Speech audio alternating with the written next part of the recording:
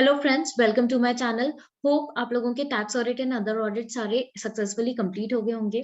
आज के वीडियो में मैं आप लोगों को मेजर चेंजेस जो फाइनेंशियल ईयर 21-22 में आए हैं इन income tax for individual tax payer वो बताऊंगी, जिससे अभी फाइनेंशियल ईयर खत्म हो रहा है, तो जिनको आप अपने इन्वेस्टमेंट्स करने हैं उनके लिए भी ये रिविजन हो जाएगा। तो जो मेजर चेंजेस आए हैं इनकम टैक्स में, सबसे पहले आया है प्रोविडेंट फंड कंट्रीब्यूशन में। अब प्रोविडेंट फंड कंट्रीब्यूशन के ऊपर जो आप इंटरेस्ट अर्न करेंगे वो जरूरी नहीं है कि वो एग्जेम्प्ट हो। वो डिपेंड करेगा कि एग्जेम्प्ट है या टैक्सेबल है अकॉर्डिंग टू योर कंट्रीब्यूशन। अगर आप स्पेसिफाइड अमाउंट से ज्यादा कंट्रीब्यूट करते हैं प्रोविडेंट फंड में, तो उसके ऊपर जो आप इंटरेस्ट अर्न करते हैं, किसमें एक्सेस अमाउंट पे जो आप इंटरेस्ट अर्न करते हैं वो टैक्सेबल हो जाएगा। And up to a specified amount आप कंट्रीब्यूट करते हैं तो उसके ऊपर जो आप इंटरेस्ट अर्न करेंगे वो एग्जेम्प्ट होगा। इसका जो कैलकुलेशन है उसको थ्रू सर्कुलर बताया गया है कि from financial year 21-22 provident fund account में एक सेपरेट अकाउंट ओपन करा जाएगा, जिससे टैक्सेबल कंट्रीब्यूशन के ऊपर इंटरेस्ट कंप्यूट करा जाए। तो अब दो प्रकार के कंट्रीब्यूशन होंगे। From financial year 21-22, a separate account within the provident fund account shall be maintained during the current year and subsequent previous year for taxable contribution and non-taxable contribution.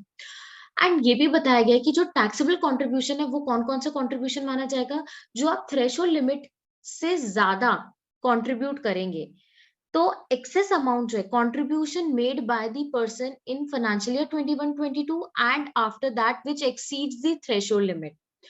Current financial year में जो आप contribute करेंगे and after this financial year अगर आप threshold limit से ज्यादा contribute करते हैं तो वो कंट्रीब्यूशन टैक्सेबल कंट्रीब्यूशन माना जाएगा। एंड इसके ऊपर जो आप इंटरेस्ट अर्न करेंगे वो भी टैक्सेबल कंट्रीब्यूशन का पार्ट होगा। इससे आप जो भी विड्रॉल करेंगे वो माइनस करने के बाद एक पर्टिकुलर अमाउंट आपके टैक्सेबल कंट्रीब्यूशन माना जाएगा। नॉन टैक्सेबल कंट्रीब्यूशन में बताया गया है कि फाइनेंशियल ईयर 21-22 के पहले जितने भी आपने कंट्रीब्यूशन किए हैं प्रोविडेंट फंड में, वो सब आपका नॉन टैक्सेबल कंट्रीब्यूशन माना जाएगा। मतलब कि क्लोजिंग बैलेंस एज ऑन 31 मार्च 2021 जो भी है वो नॉन टैक्सेबल कंट्रीब्यूशन है।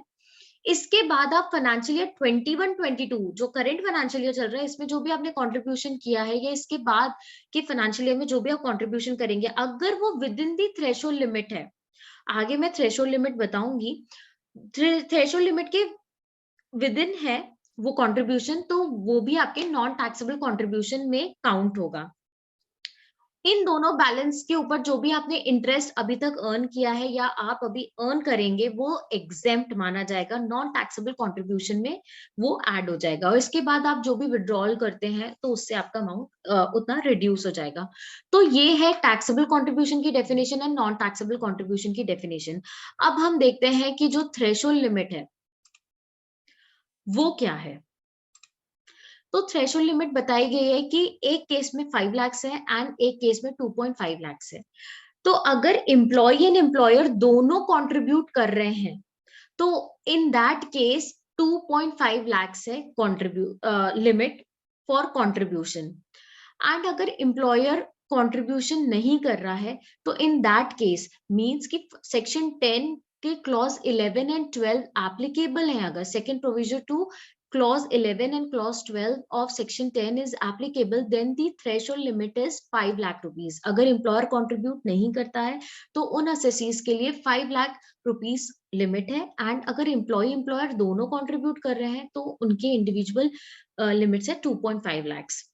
तो ये तो इम्पोर्टेंट चेंज आया है फ्रॉम फाइनेंशियल ईयर 21-22। सेकेंड आपका है extended period for availing the exclusive tax benefit on home loan for affordable housing, section 80 EEA। इसमें जो पीरियड ऑफ लोन सैंक्शन है उसको एक्सटेंड करके 31 मार्च 2022 कर दिया गया है। मैं एक बार आपको ये सेक्शन रिवाइज करवा देती हूँ। ये एडिशनल इंटरेस्ट ऑन लोन से रिलेटेड है। अगर आपने हाउस प्रॉपर्टी खरीदी है और उसके ऊपर आपने लोन लिया है तो आपको एक एडिशनल इंटरेस्ट का बेनिफिट मिलता है अप टू 1.5 lakhs। बट उसकी कंडीशंस क्या है, इंडिविजुअल वो ले सकता है एंड उस इंडिविजुअल ने 80 EE का बेनिफिट नहीं लिया है। Loan is taken for purchase of house property and period of sanction is between 1st April 2019 to 31st March 2022. जो आपने लोन लिया है वो परचेज ऑफ हाउस प्रॉपर्टी के लिए है, और जो लोन का पीरियड है मींस जब वो सैंक्शन हो रहा है तो वो इस पीरियड के बीच में होना चाहिए, मींस 1st अप्रैल 2019 के बाद बट 31st मार्च 2022 के पहले पहले आपका लोन हो जाना चाहिए सैंक्शन। तो आप इस सेक्शन के बेनिफिट के लिए एलिजिबल रहेंगे। इसके साथ वैल्यू ऑफ प्रॉपर्टी जो है वो 45 लाख तक की होनी चाहिए, मींस अफोर्डेबल हाउसिंग के लिए ये सेक्शन आया है। इसके साथ साथ जब आप लोन सैंक्शन करवा रहे हैं तब आप कोई और रेसिडेंशियल हाउस प्रॉपर्टी ओन नहीं करें। अगर ये कंडीशंस फुलफिल होती हैं तो आप एडिशनल इंटरेस्ट का बेनिफिट उठा सकते हैं up to 1.5 lakh for financial year 21-22। Next जो चेंज आया है वो सीनियर सिटीजन के लिए आया है कि उनको आईटीआर फाइल करने की रिक्वायरमेंट नहीं है, बट उनकी कंडीशंस क्या है कि वो पेंशन इनकम अर्न करें, साथ ही साथ जिस बैंक से उनको पेंशन इनकम मिल रही है, पेंशन रिसीव हो रही है जिस अकाउंट से, उसी बैंक में उनकी एफडी के ऊपर इंटरेस्ट मिल रहा हो, सेम बैंक से इंटरेस्ट रिसीव होना चाहिए, और कोई बैंक अकाउंट ना हो, ना ही और कोई इनकम हो। अगर ये कंडीशन सेटिस्फाई होती है तो सीनियर सिटीजन को एक डिक्लेरेशन बैंक को प्रोवाइड करना है so that bank appropriate tax rate से by giving the benefit of rebate tax deduct करेंगे। जब प्रॉपर टैक्स डिडक्ट हो जाएगा तो उन पर्सन को रिटर्न फाइल नहीं करने की रिक्वायरमेंट है। तो ये कंडीशंस जरूर ध्यान दें। नेक्स्ट जो चेंज आया वो आया है higher TDS and TCS return के लिए रेट के लिए। ये एप्लीकेबल है 1 जुलाई 2021 से।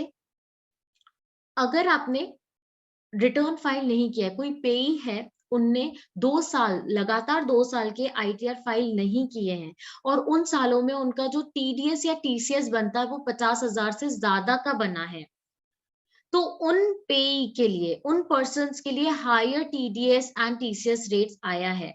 तो ये जो रिस्पॉन्सिबिलिटी है, रिस्पॉन्सिबिलिटी पेयर के ऊपर है। जो पेमेंट कर रहे हैं उनको चेक करना है कि जिनको वो पे कर रहे हैं क्या वो नॉन फाइलर्स कैटेगरी में आ रहे हैं। तो इसके लिए भी इनकम टैक्स फंक्शनैलिटी आई है जिससे आप पता कर सकते हैं कि कोई भी पेई क्या नॉन फाइलर कैटेगरी में आ रहे हैं कि नहीं, जिसके लिए मैंने एक सेपरेट वीडियो बनाया है, उसका लिंक मैं वीडियो डिस्क्रिप्शन में दे दूंगी कि आप कैसे इजीली ट्रेस कर सकते हैं कि कोई पर्सन नॉन फाइलर कैटेगरी में आया है, मींस उसने प्रीवियस 2 इयर्स के रिटर्न फाइल करे हैं कि नहीं करे हैं, एंड उन सालों में क्या उनका टीडीएस या टीसीएस 50,000 से ज्यादा का था, तो वो नॉन फाइलर कैटेगरीज में आते हैं और उनका जो टीडीएस टीसीएस आप काट रहे हैं वो हायर रेट से काटने की जरूरत है।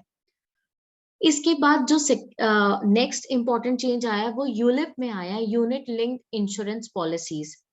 इसके जो टैक्सेशन रूल्स हैं वो चेंज कर दिए गए हैं। उसके लिए रीसेंट सर्कुलर भी इशू हुआ है जिसको अगर आपको उसमें डाउट है तो मैं डिटेल में उसका वीडियो बना दूंगी कि कैसे यूलिप टैक्सेबल होंगे, क्योंकि इसमें भी फ्रॉम 1 फरवरी 2021 की जो पॉलिसीज हैं, आप जो भी पॉलिसीज ले रहे हैं आफ्टर फरवरी 2021, अगर उसका प्रीमियम पेबल 2,50,000 को एक्सीड करता है, कोई भी पॉलिसी का जो प्रीमियम पेबल है किसी भी टर्म, जो एक पॉलिसी का टर्म होता है कोई भी प्रीवियस ईयर में अगर 2,50,000 को एक्सीड करता है तो वो जो पॉलिसीज जब मेच्योर होंगी तो वो टैक्सेबल हो जाएंगी। इस यूलिप के सेक्शन में भी सर्टेन चेंजेस लेकर आए हैं। 4th प्रोविजो से लेके 7th प्रोविजो ऐड करा गया है। फोर्थ प्रोविजो में तो बताया गया है कि अगर आप एक पॉलिसी लेते हैं फ्रॉम फरवरी 2021 एंड उसका जो प्रीमियम पेबल है पूरे टर्म में कोई भी प्रीवियस ईयर में 2,50,000 से एक्सीड करता है तो जब वो मेच्योर होगी पॉलिसी तो वो टैक्सेबल होगी। एंड अगर आपने एक से ज्यादा पॉलिसीज लेके रखी हैं तो जो पॉलिसी का प्रीमियम पेबल 2,50,000 को एक्सीड करता है तो वो पॉलिसी की मेच्योरिटी टैक्सेबल होगी। बट ये सारे जो टैक्सेबिलिटी है ये नहीं अप्लाई होगा अगर मेच्योरिटी डेथ के केस में आती है तो।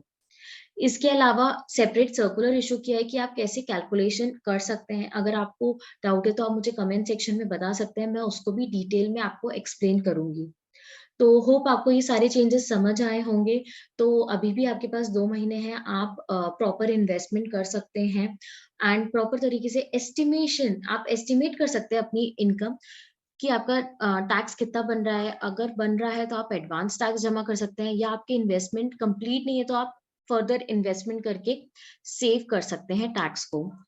तो जो भी कंडीशन है आप मुझे कमेंट सेक्शन में बता सकते हैं, आपको मैं हेल्प जरूर करूंगी। तो प्लीज मेरे वीडियो को लाइक करें एंड चैनल को सब्सक्राइब करें। Thank you.